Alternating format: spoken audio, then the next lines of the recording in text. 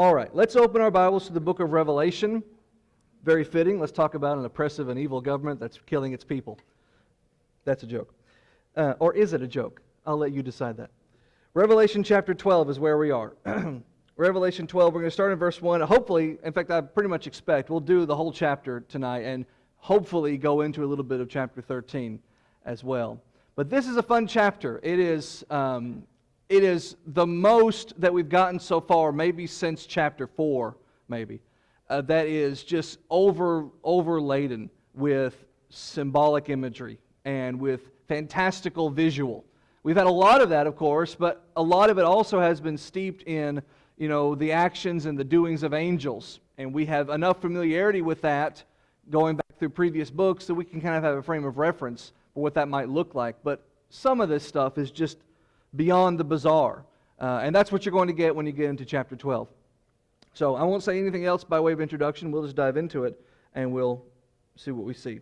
Revelation 12, starting in verse 1, John writes, "There appeared a great wonder in heaven, a woman clothed with the sun and the moon under her feet, and upon her head a crown of 12 stars." There's a lot of material that's going to be coming up in the next few chapters that on the surface level is kind of a rehash of a lot of the things that we've already covered in terms of the point and the lesson to take out of it, the application to draw. It's just presented to us in more of a fanciful way, as you see here.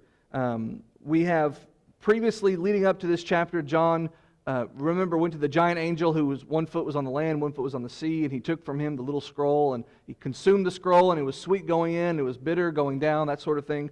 But the ultimate message behind it is victory. That's the sweet part of it, tempered with a lot of frustration and heartache and death, and that's the bitter part of it. That's the bittersweetness of the message of salvation, which is if you hang on and you're faithful, in the end you'll be saved. But to get there requires a lot of endurance, and you'll suffer a lot of pain and suffering and loss to those around you along the way. And what we see here, especially in chapter 12, is kind of an illustration of what that looks like, that struggle, that battle, as depicted for us as a battle. Because what better book to demonstrate that than a book that can go to that kind of fanciful extreme and use that kind of imagery? Because this is, as we've said many times in this class, Revelation is like watching a play. The curtains pull back and the actors perform. And how here we're seeing something very similar. Now you can take this chapter 12 and break it into two sections, basically. The first deals with Satan fighting against the seed of Christ. I'll put it that way. That's the first 6 verses. From verse 7 through 12 is Satan fighting against the church of Christ. How there's a distinction between them, we'll see as we go through this. But the center stage of this, the key actor in this play at this scene, is the devil himself.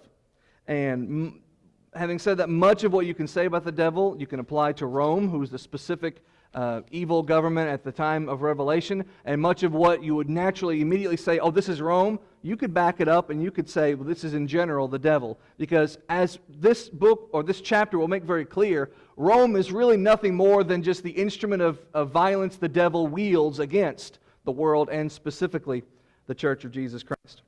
But first of all, it's not the devil that John sees here at the beginning of this vision. He's kind of the center character in this chapter, but he's not the first thing we meet in verse 1. The first thing we meet is something wondrous and something holy. In fact, it specifically used the word in my Bible, wonder. I saw, John says, a great wonder in heaven. I saw a great spectacle. I saw a great thing that made me drop my jaw, is what the word means. Something that just took my breath away.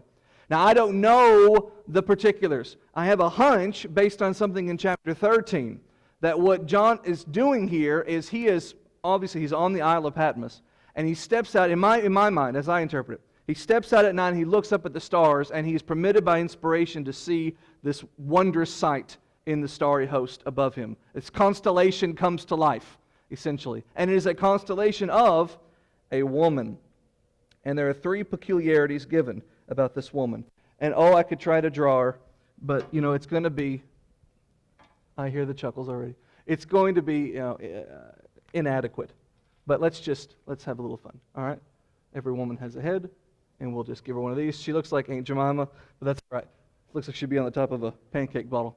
But that's okay. I drew her like this on purpose because, as we'll learn soon, she's with child, so she's allowed to have a little bit of a belly. All right? Now, there's three specific things we learned about her. First, she is clothed. First thing it says, she's clothed with the sun. So let's put that like this. Clothed with the sun. Second thing, what is at her feet? What does it say?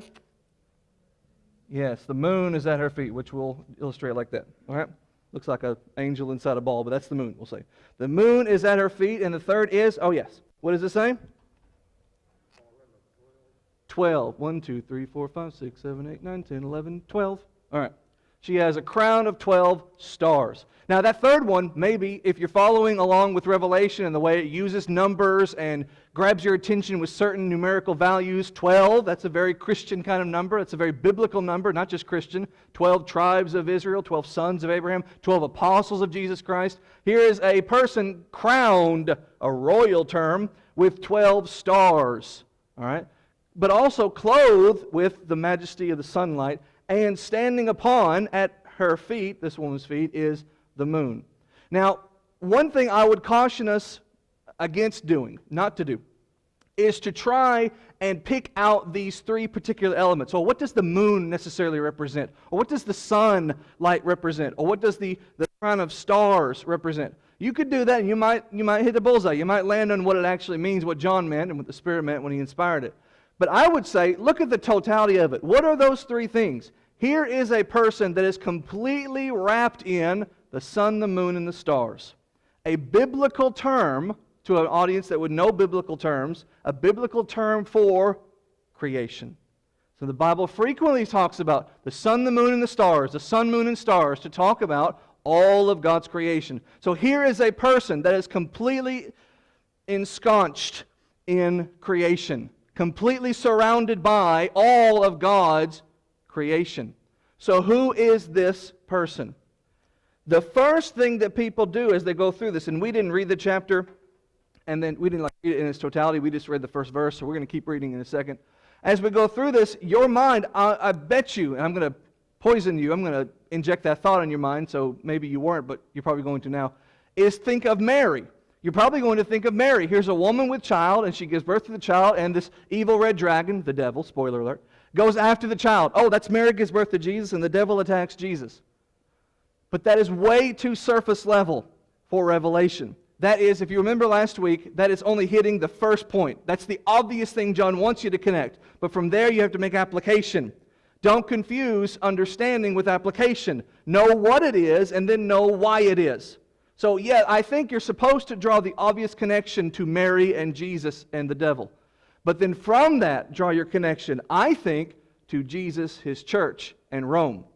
I think that you're supposed to see this and assume this is Mary giving birth to Jesus, and I haven't drawn the dragon yet. Get ready for that. The dragon is the devil. Mary gives birth to Jesus, and the devil goes after Jesus.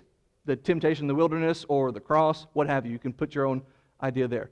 But that's just the first. From there, you draw the connection. What am I supposed to think about that? What is he trying to teach me with that? I think obvious connection. It is this.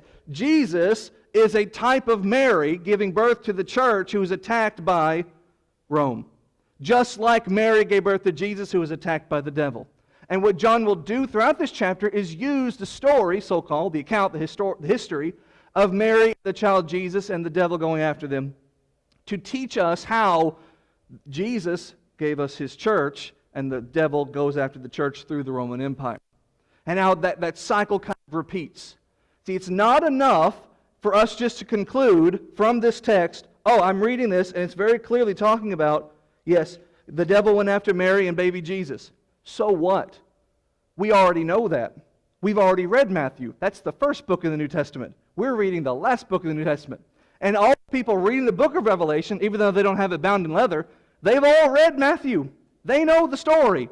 So what does that do for them? How does that help them? They need the application.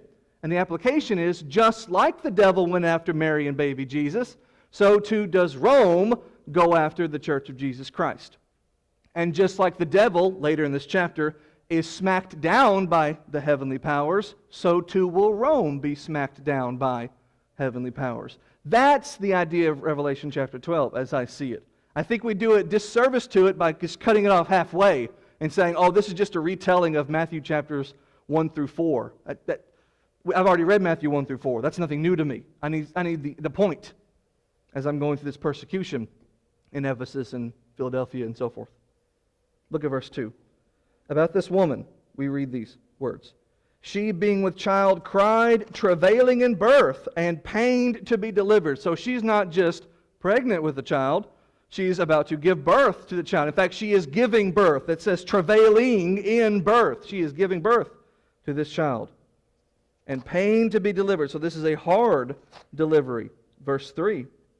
And there appeared another wonder in heaven, and behold, a great red dragon, having 7 heads and 10 horns, and 7 crowns upon his head. I want to first draw your attention, because I know it's easy, fixated on the description of this dragon. Let's not miss the very beginning of this verse, because it will help us understand something a little bit later. A little bit later, we're going to get, and there was a war in heaven, and Michael and the angels fought against the red dragon. And everybody loves to talk about that, and they visualize Tolkien's swords and battles and things with dragons. Hold on to your horses, okay? It's not that dramatic. Connect that, when we get there, to what we're reading right here. The beginning of this verse is important, because the beginning of this verse is, there appeared another wonder in heaven. The beginning of this chapter, John says, I looked up into the night sky, and I saw a constellation come to life, of a woman travailing in birth, clothed in the sun, moon, and stars. He looked up into the night sky. He looked up into the heavens. He looked up into the night sky. And in the night sky, he sees this constellation come to life, a woman. And now, in this verse, there is another spectacle in heaven. Not heaven, the throne of God, heaven. The heavens, the sky. The night sky, in this case, where the stars sparkle and twinkle. And he sees in the stars yet another constellation. This one of a red dragon. Now, when somebody says dragon, come on, man. When somebody says dragon, what do you think of? Huh? Say it again? Fire? Oh, yeah, but I mean like visual, not what a dragon does. That's true, though. When you think, in my opinion, not in my opinion, it's just a fact. There are 3 different kinds of dragons. There's an American dragon, and I'm not even going to, it doesn't even matter. There's an American dragon, which you can all visualize, or you can Google on your own time. That it's like a snake-like creature with bat wings, and it's kind of like a bat in that its hand is its wings, right? You've seen a bat and it has these big long fingers and the wings. That's the American version of the dragon. Then there's the European version of the dragon, which is like your classic Arthurian dragon. Like if you see the flag of Wales, they have that kind of dragon on it. That's your classic dragon. It looks kind of like a dinosaur, like a brontosaurus kind of dinosaur. Not exactly, but we're just spitballing here. With little bitty wings, flapping on its back, which do absolutely nothing for it, but just look nice, I guess. So that's your European-style dragon. That's what's called the Western-style dragon. The more Western American version came much later. So your classical Western dragon, dinosaur with little bitty wings. The traditional, oldest version of dragon, the Greek word drakon, where we get the word dragon, is the Asian style. If you've ever seen a Chinese parade, they have the people who are inside it, and it just looks like a serpent kind of thing. It just looks like, well, okay. I mean, and it's got like, except it's not just a serpent, it's got whiskers, That's the whisker on the other side coming down. So it's got feet, and sometimes it's got like, little scales and things like that. We'll have a little fun with it. And it does spit fire, Galen, but the look of it is what's important here. The difference between a Chinese and a Japanese version is just the number of fingers. One has 4, one has 5. Everything else is basically the Asian-style dragon, which is just this serpentine creature that has these clawed hands, and it walks and it moves around, and it's on its belly, doing its thing. So that's your Asian dragon. That's the kind of dragon that if John uses the word drakon, he'd be thinking of. Now you think, well, John, he's never read a fantasy book. Why is he saying that word? Well, that's a whole 20-minute YouTube video I'm not going to give you right now. But suffice to say, there's very good reason why he would have the word dragon in mind and think of this thing right here, which we think of as the Asian dragon. The point is, he looks up in the constellation and he sees this red creature, but he's not just saying this traditional Asian-style dragon, because this one has multiple heads and other descriptions apt to Revelation. Notice the description of it. There's this great red dragon having 7 heads and 10 horns and 7 crowns upon its heads. 7 heads. 7 is not a divine number, as we've said before. 7 is not a number to mean God or holiness. 7 means complete throughout this book. So this is a dragon with 7 heads. A head in Revelation, authority, figurehead, the head of a company in this case, or in this case, the head of evil. So complete and total authority. Over what does it have authority? Well, as you'll see in this chapter, he's going to exercise his authority to attack the world. This is a being with total authority over the world. Who is the God, little g, of this world? Who is the prince of darkness over the earth? That is the devil, who we're talking about, which will be made clear very soon. Paul calls the devil the god of this world, 2 Corinthians 4:4. So he has 7 heads, 7 representations of complete authority over his domain, in this case the world. He also has horns, but not 7 horns. Horns symbolize power. What can he do? Authority. Over whom does he do what he does? Over whom does he exercise his power? But the horns themselves are his limits of power. He doesn't have 7 horns. He has 10 horns. Now, we arithmetical people, we hear 10 and we think, well, that's 3 more than 7. So he's got even more. No, you don't do numbers like that in Revelation. In Revelation, 7 means complete. In Revelation, 10 means incomplete. You'll have tribulation 10 days. You won't be tried forever, but you'll be tried for a difficult period of time. So he has incomplete power. He has total authority, but he can't do everything he wants to do. The devil is bound on a leash, as you see in the book of Job, at the beginning of Job. I want to do this to Job, and God has to give him permission. Oh, now I want to do this, and God has to let the leash a little bit more loose. So the devil has total domain, but he is limited in the power that he exercises. 7 heads, 10 horns. Oh, and what else was it? Sorry, I missed it. 7 crowns.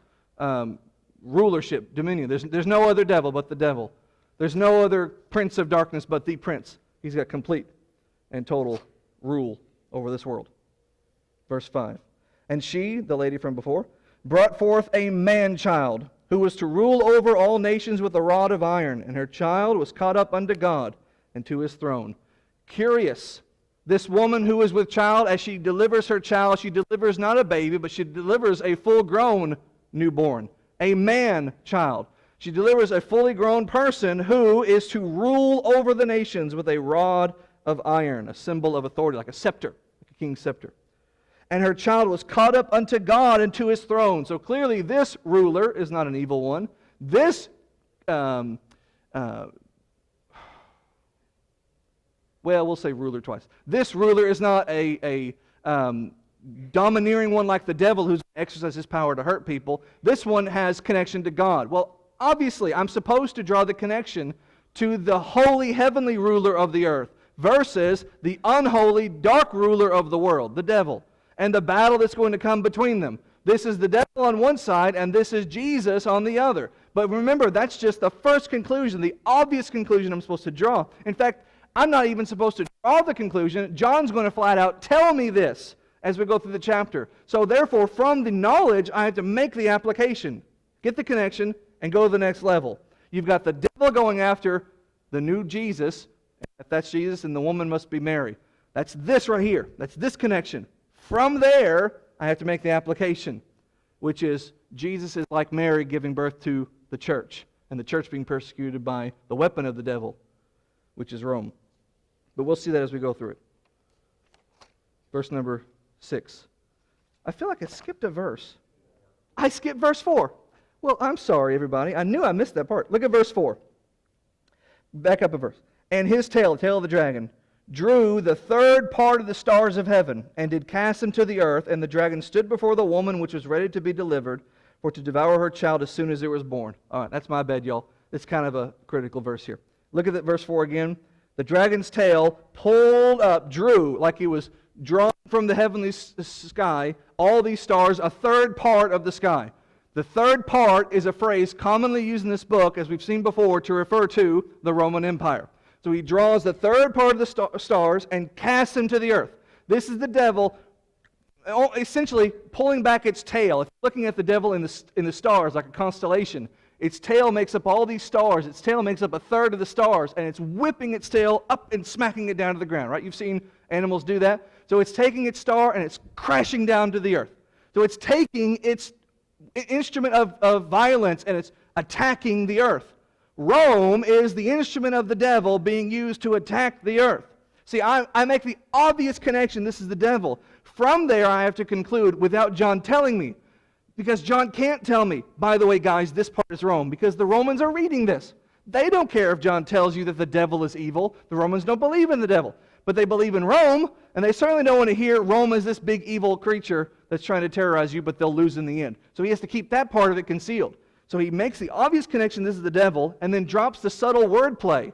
A third part of his stars, his tail, came up and struck the earth. The third part, I've already read that and made the connection, that's Rome. So you put those dots together, and you make that connection.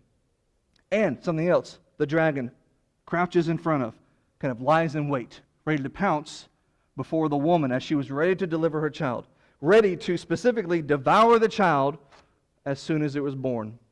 Again, make the first connection to Mary and Jesus.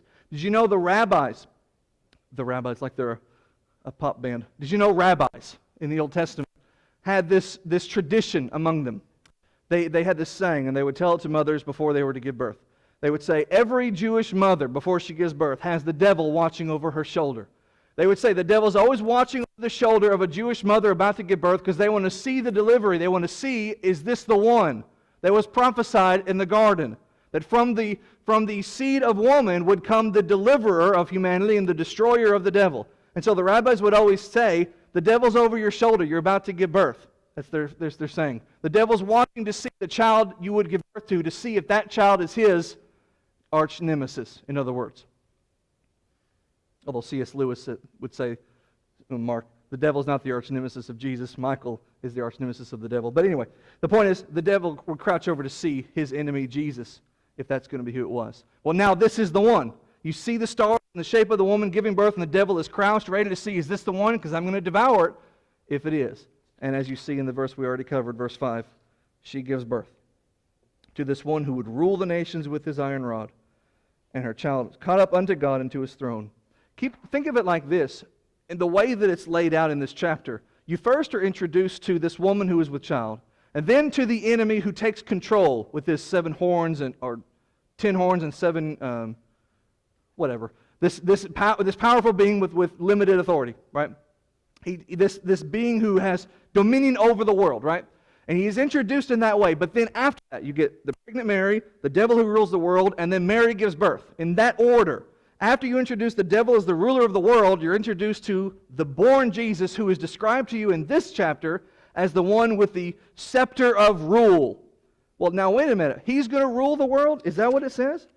Who will rule all nations with this iron rod. The devil's ruling all nations. Jesus is taking authority back from the devil.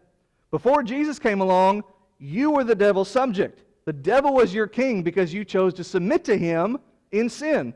And so we all became subservient to the devil. We became his subjects. And he's not one just to give us up, but then was born this one who delivered us, like the second Moses from the second Pharaoh.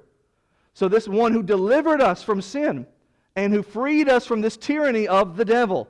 Well, listen, that's why the devil's coming after us, and that's why the devil hates Jesus, because Jesus took from him us. We're no longer his property, we're Jesus' property. So I think it's very fitting the description of Jesus, of all the ways to describe him, is as another ruler, one who will have limitless authority and power, as opposed to the devil. Now, he's coming after, and what happens? Verse 6. And the woman fled into the wilderness where she has a place prepared of God, that they should feed her there 1,260 days. With the dragon on the hunt, the dragon looking to attack and consume and destroy this newborn ruler competitor of his. Mary escapes. If that's the connection, I think it's the obvious one. If you remember your story, she escapes from Herod, who goes to try to kill baby Jesus. She fled, but she didn't flee into the wilderness. Mind you, that's what it says. She fled into Egypt. This is just the apocalyptic rendition of it. Fled into Egypt, Matthew 2:13. Jesus went to the wilderness at the beginning of his ministry, which is 3.5 years, 1,260 days. But you might be thinking, but Jesus wasn't hiding from the devil in the wilderness. He was tempted by the devil, but he wasn't hiding from the devil, like Mary is in this text described as hiding from the devil, except Mary is not described as hiding from the devil in this text. I say that because I read a lot of people who make that connection, this assumption. Mary flees to hide from the devil while the devil is looking for her newborn baby. But it doesn't say she hides. It says she leaves her present location to go somewhere else, to go somewhere she can be taken care of by God. But that's not hiding. That's just escaping to a shelter offered her by God. Draw that first connection. Get it right. And then from there make your application. The devil is not coming after the church of Jesus Christ. Jesus gave us the church. In the same way Mary gave us Jesus, Jesus gave us the church. In the same way the devil went after Jesus, the devil is going after the church through the Roman Empire. The church is not fleeing and hiding from Rome. The church is going to the shelter of God, going to the spiritual wilderness where God can comfort her and feed us, her, His kingdom, His bride, for a duration of time.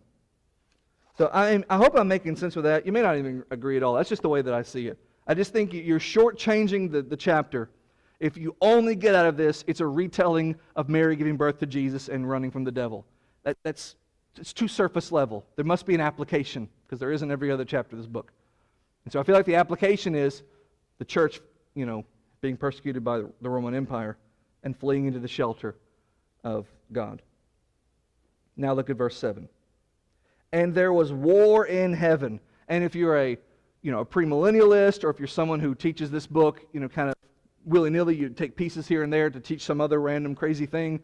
A lot of people like to take this verse and they kind of separate it from the context, and they hold it up and they say, there's going to be a war in heaven someday. Or they'll say, and there was a great war in heaven long ago. They'll say all these things and they lose the entire context of the chapter. There was a woman in heaven. She was about to give birth to a baby. There was a dragon in heaven. He was about to eat the baby. There was a war in heaven. These are all the same circumstances. Now, if you change that word heaven, as you very appropriately can do, to the sky, it becomes a lot more crystal clear. There was in the night sky a constellation of a woman come to life by the inspiration of God, about to give birth to a baby. There was in the constellation a red dragon about to consume the baby. And there was in the constellations a fight. John is seeing a play, okay? Now in this play, he may be drawing from history, as he does in the first part of the chapter, Mary and Jesus fleeing to the wilderness, or to Egypt. But drawing from history is not the same as prophesying a future battle, or talking about it as though it was a literal battle that happened. I do not believe, and I find no evidence for, before the devil was cast out of heaven, which I think is 99.9% the only conclusion you can draw. The other 0.1 is just the thing I haven't thought of yet. So let's all assume the devil was cast out of heaven long ago. I do not believe there was a grand battle where General Michael the Archangel was leading his army of angels and General Devil was leading his army of fallen angels, and there was a clash and the devil lost, or the devil, because he lost, he had to get kicked out of the house. No! There's no Bible for that. It doesn't even make sense in the precedent of the Bible, the things that it tells you about God and the way He does His business. But that's what people get because they take a verse like this out of context. All John is saying is, here's another thing I saw in the stars. Verse 7. I saw a war in heaven, with Michael and his angels fighting against the dragon, and the dragon fought against his... fought against the dragon, and the dragon fought with his angels. So, a battle, a war. God does not fight Satan. If you want to make that connection, you can say God doesn't need to fight Satan. God sends an angel to fight Satan. And that's the connection, as I was mentioning a minute ago. C.S. Lewis, the famous writer, not inspired, but pretty good, makes the astute observation that the devil is not the enemy of Jesus, that they're not arch nemesis. Jesus is above the devil. He is the king of the angels. The devil's a fallen angel. If anybody is the equivalent arch nemesis of the devil, it'd be like Michael the archangel. And probably from this verse is where he got that idea. And if not from there, then from Jude verse 9, where Jude says it was the devil who rebuked Satan. And threw him out like Jazz and Fresh Prince out of heaven. So there's a lot you can unpack from this. Let's look at verse number 8. Just keep going. The devil and Michael and their forces fight in this constellation-like scene. And the devil and his forces prevailed not in this fight. Neither was their place found any more for them in the sky.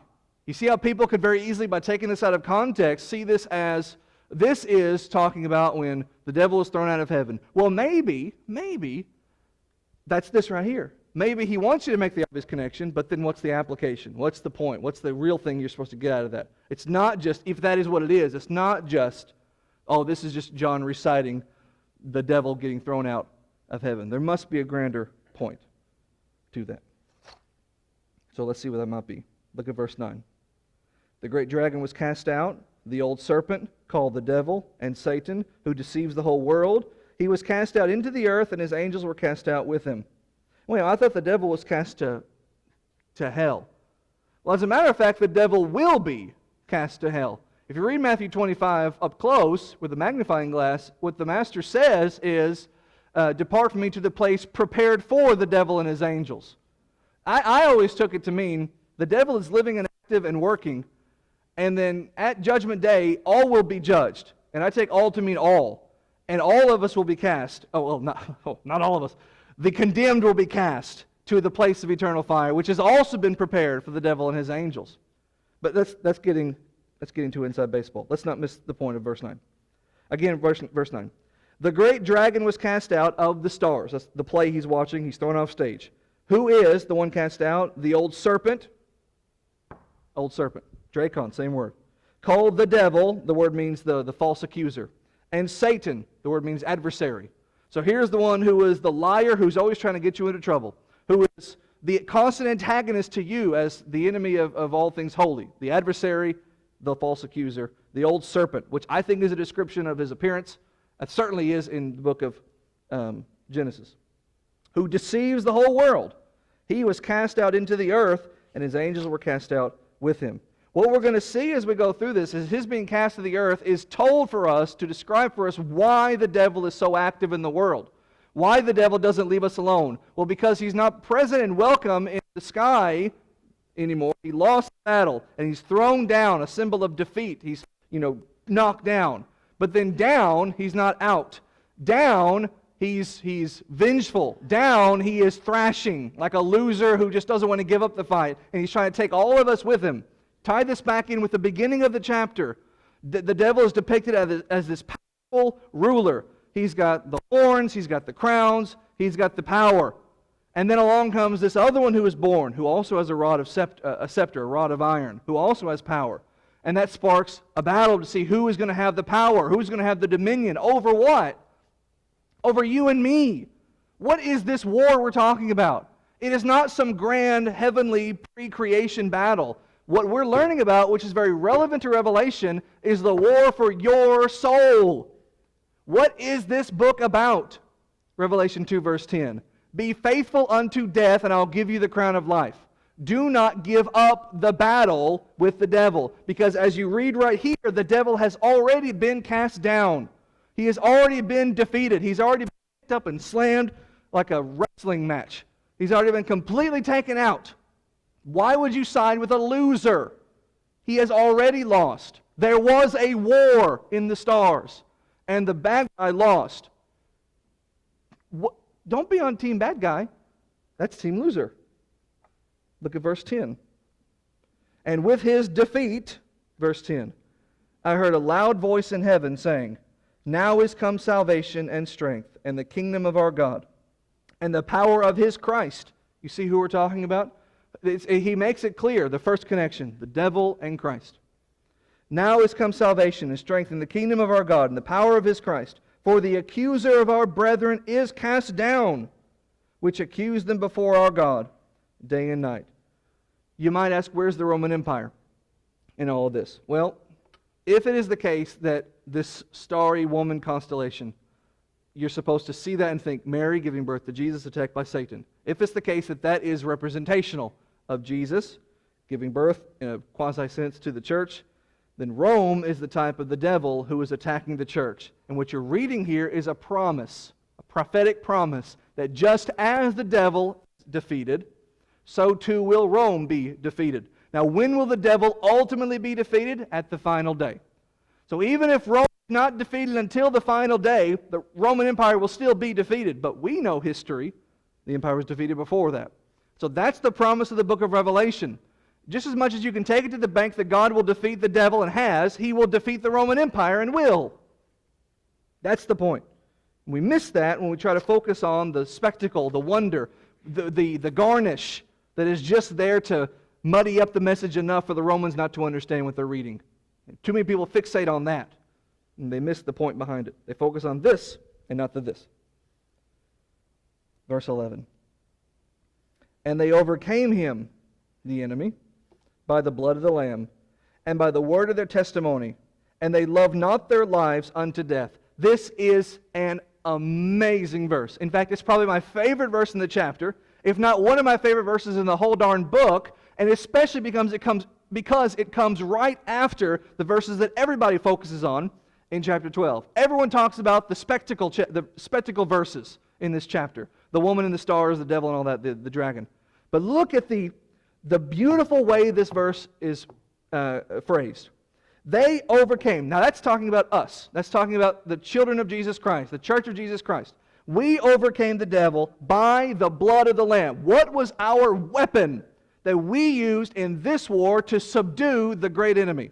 The weapon we used was not a sword, unless you mean the sword of the Spirit, the sword. But that's not what he says. It was not a sword, it was not a gun, it was not a bayonet, it was not a grenade. The weapon we used to defeat the devil was a gift given to us by someone else. It was not the blood of Matthew Martin. It was the blood of the Lamb. We defeated the devil in battle with blood. We didn't throw blood at him. We covered ourselves in blood. And like covering yourself in armor that cannot be penetrated, we covered ourselves in the blood of the Lamb so that the devil can do nothing to us. He can attack, he can throw his stones, he can try to stab, he can scream, he can scratch, he can claw. But he cannot penetrate that shell of armor that is called the blood of the Lamb. That's our weapon against him. With that we defeat him. Because his only weapons against us are sin and death. And through Jesus Christ, 1 Corinthians 15, we've conquered sin and death. That's just the first part of it. Keep going though. We defeated the devil by the word of our testimony. It says their testimony, but there is us. This is us we're talking about. People who overcome Satan. And we're all going to overcome Satan, aren't we? So he's talking about us then. We defeated the devil with the blood of the Lamb and with the word of our testimony. That word means the word of the martyrs. The word of the people who spoke the word under fear of death. Not fear, under the potential for death, let's say. We defeat the devil by covering ourselves in the blood of the Lamb and by speaking the word of God. That's the way we defeat the devil. We don't go storming a castle. We don't go putting people to the guillotine. We don't go stabbing people in secret at night. What we do to win the war we are fighting as spiritual people who live in a physical body, in a physical world belonging to a spiritual kingdom. What we do is we cover ourselves in the blood of the Lamb and we teach the gospel, knowing that so teaching will probably end up in our death. Because the very people to whom we teach are sometimes specifically the ones trying to kill us. There was no prejudice amongst the church. They didn't say, well, I'll preach to these people because they're nice. They gave me bread and sugar when I moved into my neighborhood. But I'm not going to preach to these people. They might rat me out to the Romans. Or they might be the Roman soldiers. I'm not going to preach to them. No, I'll go preach to them first. Because they might kill me. Because as you read at the end, they didn't love their lives. They loved his life. Because he gave it. I mean, if someone gives you a gift, you know, like it's your great-grandpappy, and he's 97, and this is his last Christmas. If he keeps it up, it will be his last Christmas. This is his last Christmas, and he's old, and he gives you a whistle that he whittled. It's not worth 10 cents if you could put a value on it. But it means something to you, because 3 weeks later, great-grandpappy goes on to his reward. That was a gift he gave you. It means something. It's special, it's precious. You have been given a gift that is special and precious. It is the gift of Jesus' life. It means something. It puts so much, you put so much value on it that nothing can compare, including your own life. Why do I need my life? My life is crummy in comparison to his. I have his life now. I live in Jesus, right? Isn't that what Paul says in Galatians? That we are dead and our lives are hid with Christ in God. That's not Galatians. It doesn't matter. We live in Jesus. We don't need our life anymore. We have his life now. So I don't love my life because I have his to take the place of mine. They love not their lives, but they might kill you. They love not their lives unto death. Isn't that what your Bible says at the end of the verse? And that's how you defeat the devil. Because all he can do to you is give you sin and death. And he can't even give you sin. He can't even make you a sinner. He can just tempt you. So you cover yourselves in the blood, you preach the word, and you go singing to the cross, to your cross, following him. Therefore rejoice, verse 12, you heavens, and all ye that dwell in them. Woe to the inhabitants of the earth and of the sea, for the devil is come down unto you having great wrath, because he knows that he has but a short time. Rejoice, ye heavens, rejoice, you who live beyond the sunset. Ring out the song of victory. Rejoice, you who have set your affections on things above. Colossians chapter 3. Hey, there it is. Colossians 3. Your life is hid with Christ in God. On the other hand, woe to the inhabitants of the earth and the sea. Earth and sea, that's the whole world. That's everything. Woe to those against whom the devil has come down with his great wrath. Woe to those who are entangled in the briar patch of sin, as Peter describes it, 2 Peter 2. I have 5 minutes, 20 through 22. Satan is the taskmaster of the world. Satan is angry. You'd be angry too if you lost a battle the whole world saw, because it happened in the stars. So he's lost this fight, and he's trying to take everybody down with him. So he only has this short amount of time, this finite time to do his damage, because eternity belongs to God. The devil belongs to the world is passing away. So as long as he has this world under his control, he's going to take everybody down with him. And that was once us, but now we've escaped. And now we are this small little people who are in this very dark place that all belong to the devil, and we're just this tiny little people.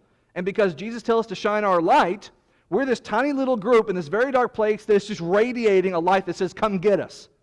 And they're coming for us. And they sometimes will hurt, and they sometimes will kill. And so we have to constantly keep on our mind, victory comes at death. Verse 13. When the dragon saw that he had been picked up and body slammed into the earth, he persecuted the woman which brought forth her man-child. Now wait, who's the woman?